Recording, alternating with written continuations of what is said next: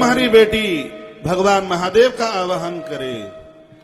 लोग कहते हैं कि क्या देवियां भगवान शंकर की आराधना पूजा कर सकती हैं क्या, उनका एक प्रश्न होता है।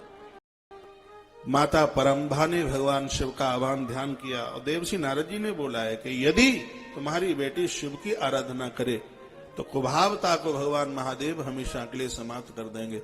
ब्रह्मा ने जो लिखा है हमारे भाग्य में, ईश्वर के अलावा, महादेव के अलावा और उसको कोई मिटाने वाला नहीं है।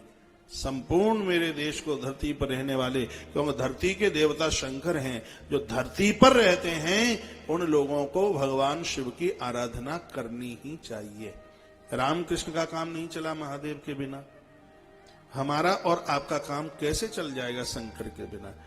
क्योंकि चाहे हिंदू मुसलमान कोई भी हो, जो 5 तत्व शंकर ने बनाए हैं महादेव ने, उन 5 का तो प्रयोग ही सभी कर रहे हैं। पानी जल शंकर के द्वारा, इसलिए जटाओं में गंगा को रखते हैं।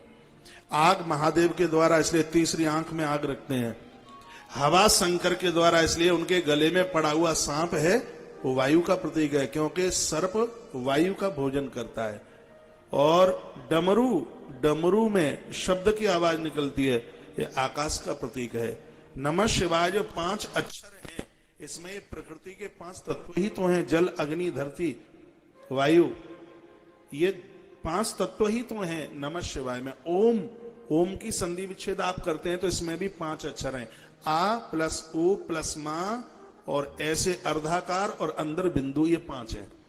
इसमें आ पृथ्वी है, उ जल है, मां अग्नि है, जो अर्धाकार है वह वायु है, जो अंदर बिंदु है वह आकाश का तत्व शब्द है। ऐसे भगवान महादेव हैं जिसमें प्रकृति के 5 तत्व आपको दिखाई देंगे। सब कुछ तो शिव ने बनाया है।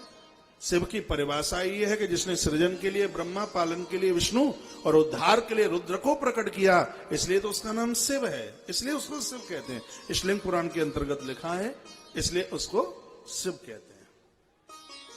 तो महादेव का नाम त्रिपुरारी हुआ है, त्रिपुर दहन किया है भगवान शंकर ने।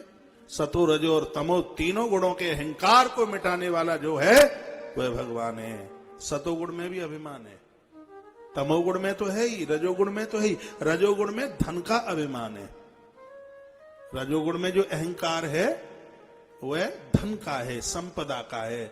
लेकिन सतोगुण में एक बहुत बड़ा अभिमान है, बहुत ध्यान से सुनिए। सतोगुण में काय का अभिमान है? सतोगुण में अभिमान है देने का, सतोगुण में अभिमान है करने का। आपने यज्ञ कराया, बहुत बड़ी बात नहीं, लेकिन बड़ी बात तो यह है, लोग कहते हैं तुम्हें पता है मैंने इतना बड़ा आयोजन कराया, मैंने इतना बड़ा मंदिर बनवाया, लोग कहते हैं। और याद से सुनिए इस बात को, और ये अभिमान बहुत खतरनाक है। मेरी बात को बहुत ठीक से समझने के लिए आप रामायण के सुंदर कांड का सहारा ले सकते हैं। बजरंगबली हनुमंत लाल जी महाराज जब लंका के लिए जा रहे हैं, भक्ति माता से मिलने के लिए जा रहे हैं, तो 3 स्त्रियां हनुमान को रास्ते में मिली। लंकिनी तमोगुण का प्रतीक है, और जो सिंह का जल में रहती है वो रजोगुण का प्रतीक है, क्योंकि रजोगुण में ईर्षा होती है, और ईर्षा पेट के अंदर ही रहती है, हृदय के अंदर रहती है, इसलिए वो जल में रहती है। और इतना सा ध्यान रखिए, जो सिंह का नाम की स्त्री है, जो सिंह का नाम की जो राक्षसी है, जो निशाचरी है, जो अपने अगल बगल में हैं उनसे उसको दिक्कत नहीं है। जो पंछी ऊपर उड़ते हैं ये उनको बटोरती है, उनको खत्म करती है। और ईर्षा की यही पहचान है, जिनका उत्थान हो रहा होगा, जिनकी तरक्की हो रही होगी, उसको दबोचने का काम करेगी। मैं यहां निवेदन कर रहा हूं सुरसा की। सुरसा क्या है? सुरसा वह है जो सत्व गुण से उत्पन्न होने वाला अहंकार। आप जानते हैं सुरसा को हनुमान जी ने कैसे जीता? सुरसा ने अपना मुंह फैलाया, हनुमान जी उसके दूने हुए, फिर उसने मुंह फैलाया, हनुमान जी और उसके दूने हुए। हनुमान जी समझ गए कि मुंह बड़ा करके इसको नहीं जीता जा सकता, छोटा बनकर इसको जीता जाएगा। हनुमान जी उसके पेट में घुस गए, बाहर आ गए। तो इसका मतलब है कि सतोगुण का अहंकार सुरसा है, और सतोगुण के इस अभिमान को आप बड़े बनकर नहीं, इसको छोटा बनकर के आप जीत पाएंगे।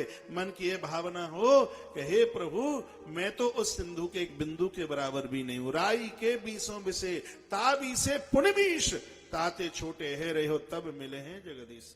नहीं तो ये सतोगुण का अहंकार भी समाप्त कर देगा।